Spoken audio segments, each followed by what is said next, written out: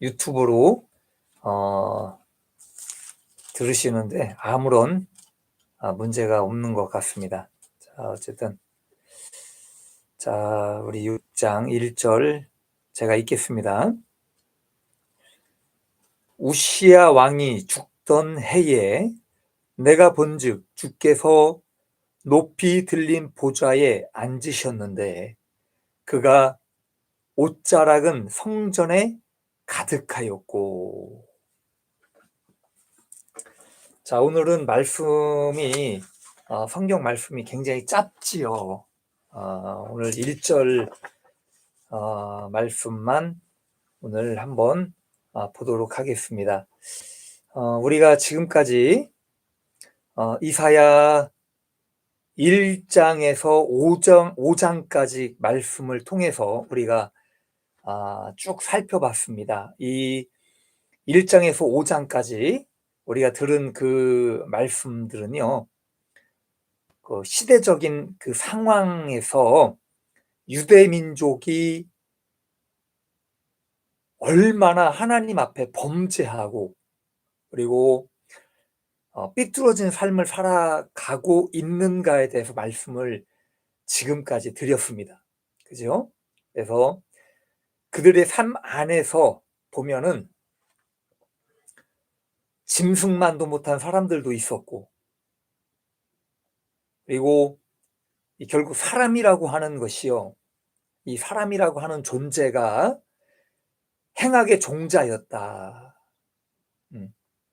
행악의 종자였기 때문에 죄의 악순환이 계속적으로 이루어지고, 그런 것들 때문에 하나님께서 진노하게 되시고, 그리고 끝내는 하나님의 심판이 임하게 된다라는 말씀을 함축적으로 말씀을 드린 겁니다.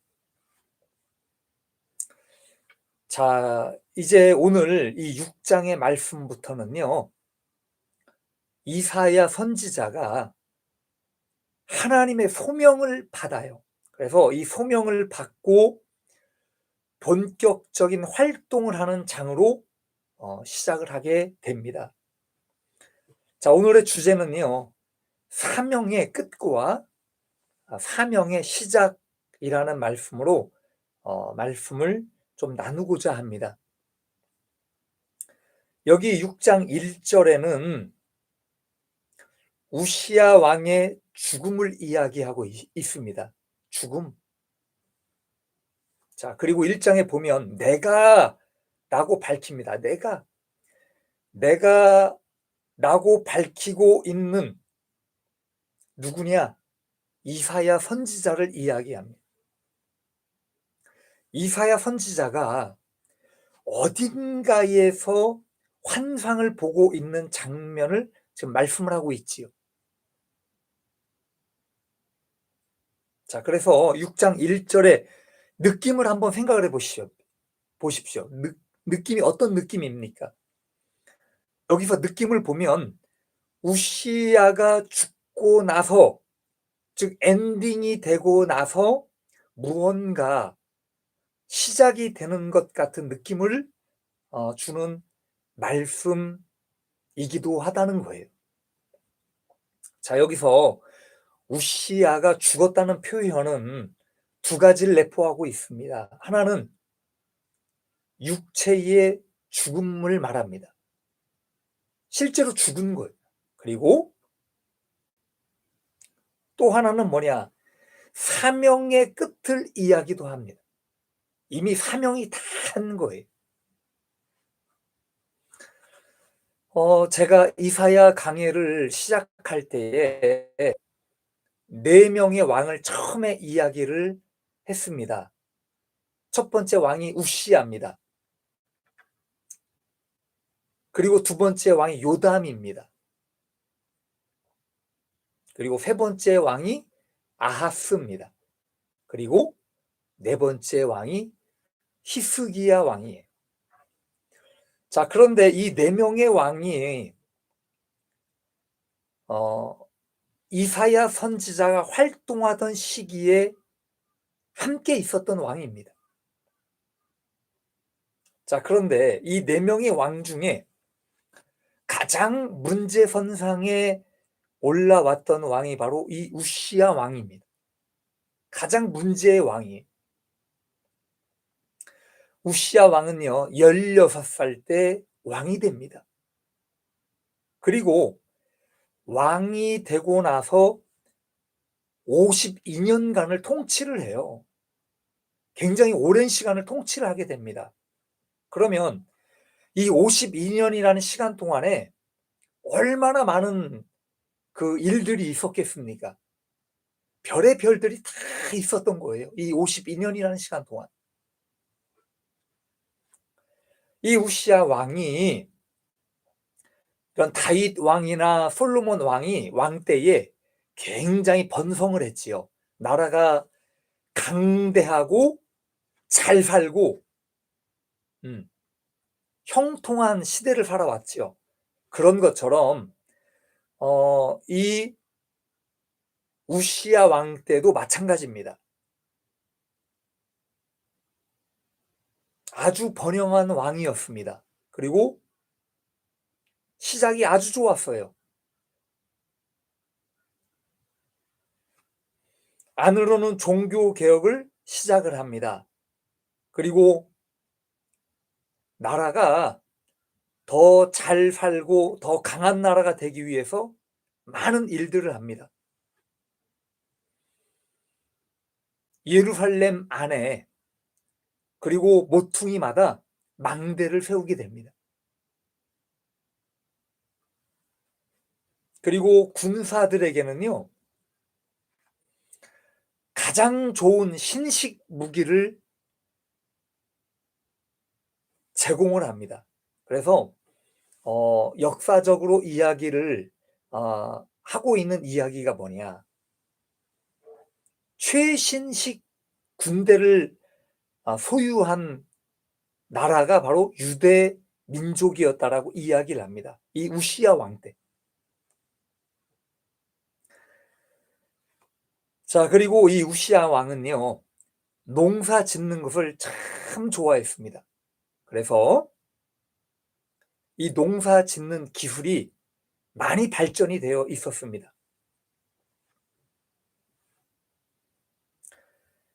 자, 그래서 이런 오랜 시간을 통치하면서 안팎으로 유명해진 거예요. 이름이 나기 시작을 합니다. 심지어는 애굽의 변방까지 그의 이름이 유명하게 됩니다. 우시야의 이름을 모르면 간첩이에요.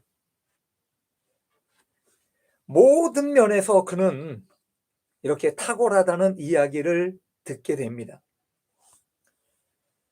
자, 그런데 이 우시야 왕이 문둥병에 걸려요. 말년에 문둥병에 걸리게 되고 그 문둥병으로 말미암아 죽음을 맞이한 비운의 왕으로 남게 됩니다. 여러분, 문둥병에 걸렸다는 것은 망했다는 거예요. 이 우시야 왕이 한순간에 망하게 됩니다. 자, 그런데 왜 우시야 왕이 망하게 되는가? 크게 세 가지로 이야기합니다. 자, 첫째는 사람을 의지했기 때문이다. 사람을 의지했대요. 우시야 왕이 얼마만큼의 형통의 시간이 있었는지 자세하게 알 수는 없습니다. 그러나 분명한 것은 하나님을 의지할 때에 또는 하나님의 뜻 가운데 행할 때에 형통한 것으로 성경은 이야기합니다. 역대하에 이야기합니다. 그냥 참고만 해 주십시오. 우시야가 하나님을 의지하며 살아갈 수 있었던 이유가 있었다는 거예요. 왜 하나님을 의지하며 살아갔는가? 성경에는 이렇게 이야기를 합니다. 스가랴가 사는 날 동안에 하나님을 찾았다라고 이야기를 해요. 스가랴는 선지자지요. 스가랴 선지자가 살아있을 동안에 그 스가랴 선지자를 통해서 많은 영향을 받은 거예요. 그래서 스가랴는요, 이렇게 생각을 했을 거예요. 우시야 왕이 정말 하나님의 뜻 가운데 살기를 원했을 겁니다. 그리고 하나님의 뜻 가운데 행하기를 원했을 거예요. 정말로. 그리고 이 스가랴 선지자를 통해서 주시는 말씀들, 하나님의 메시지, 이런 것들을 분명히 우시야 왕에게 전했을 거예요. 하나님의 말씀을 알려주고 그가 하나님을 찾도록 인도하였을 것이라고 저는 생각을 합니다. 자, 그런데 그런 스가랴 선지자가 죽게 되는 거예요. 이런 스가랴 선지자가 죽자마자 우시야는 혼자 하나님을 의지하는 것이 어려워졌다. 하나님을 의지해야 되는데 혼자가 되고 나서도 하나님을 의지하고 더 하나님께 나아갔어야 되는데 이것이 중단됐다는 거예요. 그러니까 믿음의 차원이, 각자의 어떤 믿음의 차원이 필요하다는 이야기죠. 자, 두 번째는 기도의 특권을 버렸다는 겁니다. 여러분, 하나님을 찾는다는 것은 뭐냐? 하나님의 말씀을 읽는 것도 하나님을 찾는 것이 될 겁니다. 그러나 기도의 자리에 엎드리는 거예요. 내가 얼마만큼 하나님 앞에 기도하고 하나님 앞에 엎드려서 주님과 교제의 시간을 갖는가? 여기 성경에는 다른 역대하의 말씀에 이렇게 말씀을 합니다. 하나님을 찾는 동안에 형통하였다라고 이야기를 합니다. 하나님께 항상 나아가서 나의 형편과 나의 처지를 주님께 아뢰요. 항상 주님께 기도하고 나의 모든 문제를 주님께 아뢰는 겁니다. 그럴 때마다 하나님께서 나의 문제를 아시기 때문에 이것을 해결해 주시고 그리고 형통의 문을 항상 열어주셨어. 하나님을 찾을 때 형통의 문을 활짝 열어주신 거예요. 여러분, 신약에는 이렇게 말씀을 하죠. 누가복음 11장 9절에 이렇게 말씀을 합니다. 내가 너희에게 이르노니 구하라. 그리하면 주실 것이요. 여러분, 구하는 자에게 주신대요, 하나님은. 찾으라. 그리하면 찾아낼 것이요. 두드려라. 여러분, 두드리는 자에게 열린다는 거예요. 자, 그래서 하나님께서는 이미 인간들에게 형통과 이 축복의 방법을 인간에게 주셨습니다. 이미 알려주셨어요.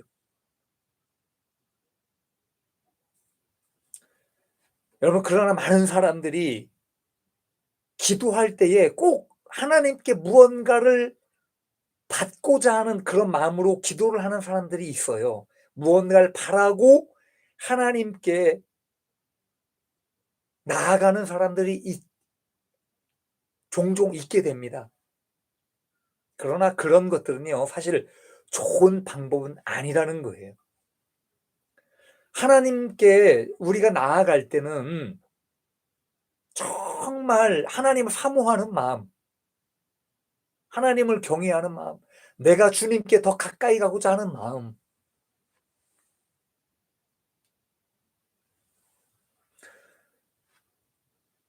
그런 하나님과의 교제를 하기 원하는 그런 마음으로 주님께 나아갈 때에 하나님께서 우리에게 우리가 필요한 것들을 알고 우리에게 주시는 거예요. 그리고 그런 마음으로 주님께 나아가서 기도할 때에 구할 때에 하나님께서 우리에게 응답해 주시고 우리에게 축복의 문으로 열어 주신다는 겁니다. 그렇기 때문에 형통할 수밖에 없다. 주님께 나아가는 자, 주님을 찾는 자들에게 형통할 수밖에 없다는 것. 여러분, 그러나 우시야 왕은요, 이런 기도의 생활들이, 하나님을 찾는 것들이 중단되었다. 계속되지 않았다라고 지금 보고 있는 겁니다. 자, 세 번째는 자기 교만 때문이라는 거예요. 자기 교만. 욕심 때문에 망하게 되었다는 것을 이야기합니다. 우시야 왕이 가장 큰 실수 중에 하나는 하나님께 허락하지 않은 것을 억지로 하게 됩니다.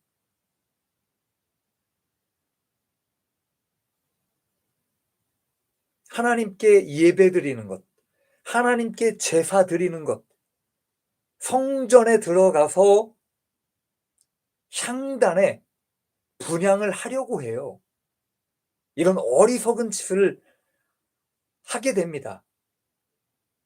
그리고 이 제사를 집행하려고 할 때에 어떤 일이 벌어지느냐. 용맹한 제사장 80명이 들어갑니다. 예배 드리는 것을 막기 위해.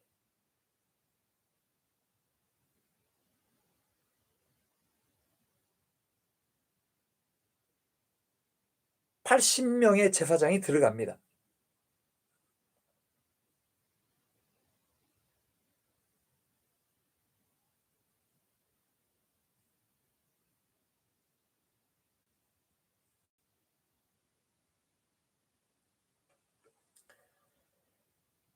그리고 분향하려고 하는 그 왕을 나가라고 이야기를 합니다. 이때에 큰 실수를 저지르게 됩니다.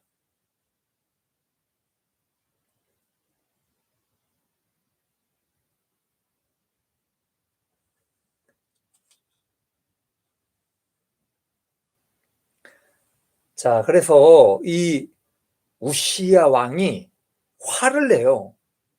제사장들한테 화를 냅니다.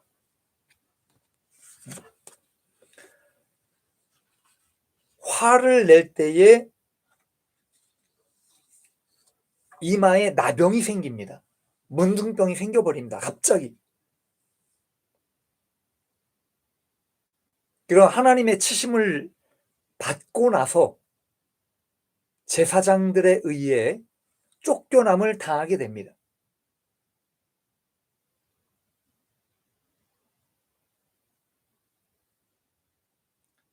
잠시 어...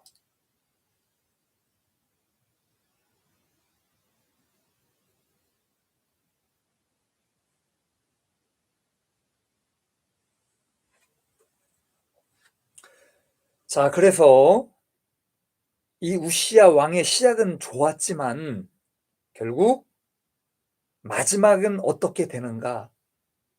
실패한 삶, 무너진 인생으로 마감을 하게 됩니다.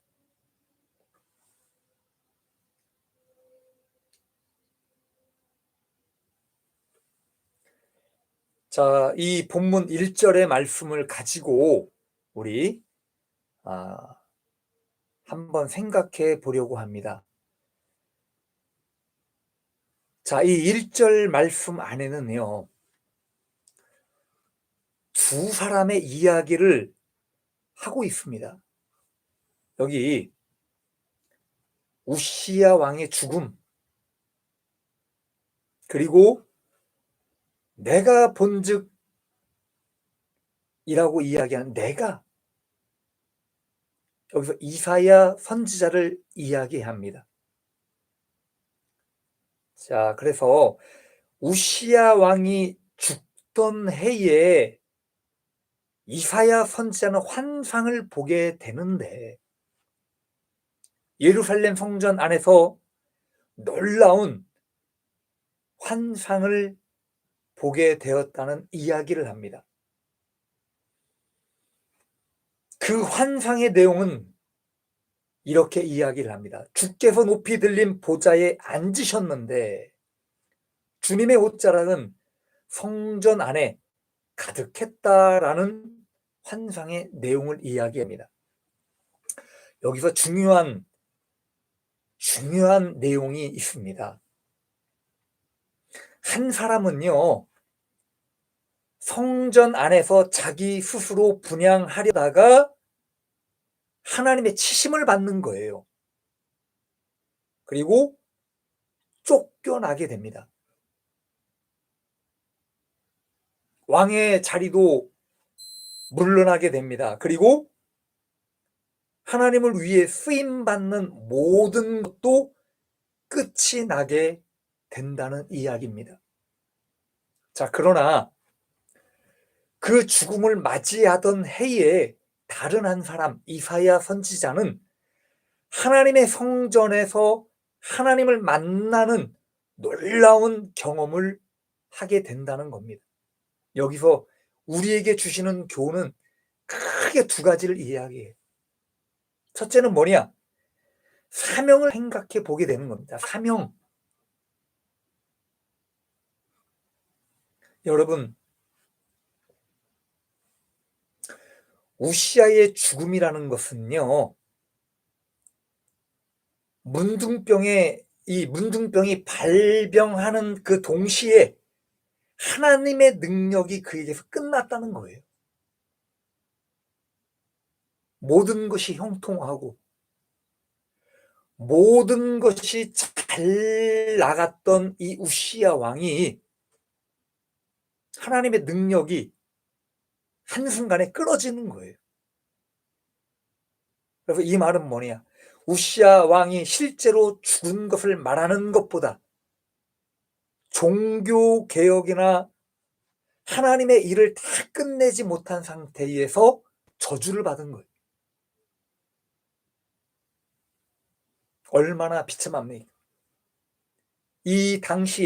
그 당시에 이런 상황을 지켜보던 많은 사람들이 있었어요. 얼마나 혼란스러웠겠는가. 응? 하나님을 믿었던 왕, 한때는 종교 개혁을 실행하고 나름 하나님을 위해 많은 일들을 했다라고 생각을 했지만 결말은 문둥병이고 저주였다는 것을 보면서 많은 사람들이 의심을 하게 됩니다. 아니, 왜 하나님을 믿었는데 이런 결과가 왔는가? 응? 그토록 하나님을 위해서 열심히 살아왔는데 왜 이런 결말을 맞이했는가? 이거 하나님을 믿어도 소용없는 거 아니야?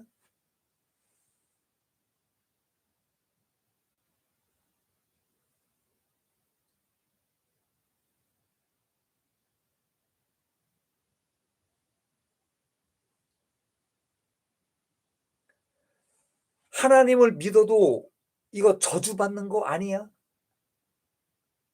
라고 생각을 한다는 거예요.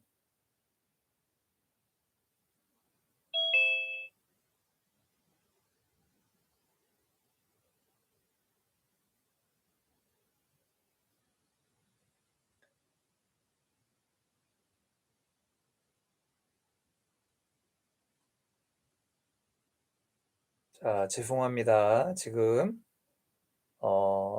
좀 뭐가 좀 끊겨서 다시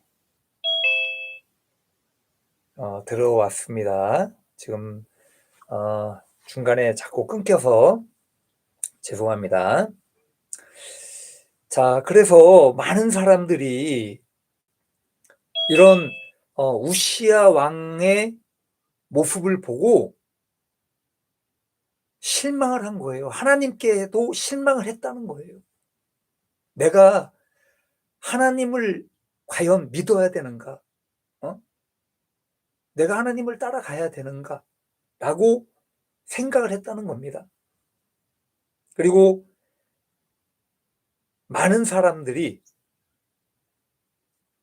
하나님을 믿어도 별 소용이 없네 라고 생각하고 하나님을 떠나는 사람들도 많이 있었다라고 주님께서 알려주셨습니다.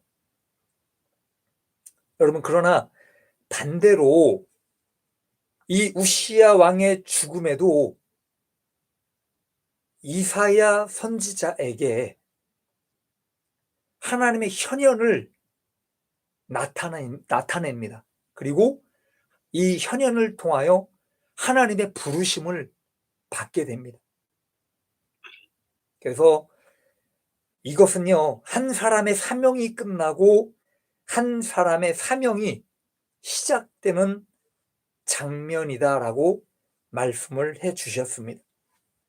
자, 두 번째는 부활에 대해서 생각해 보라고 말씀을 하셨습니다.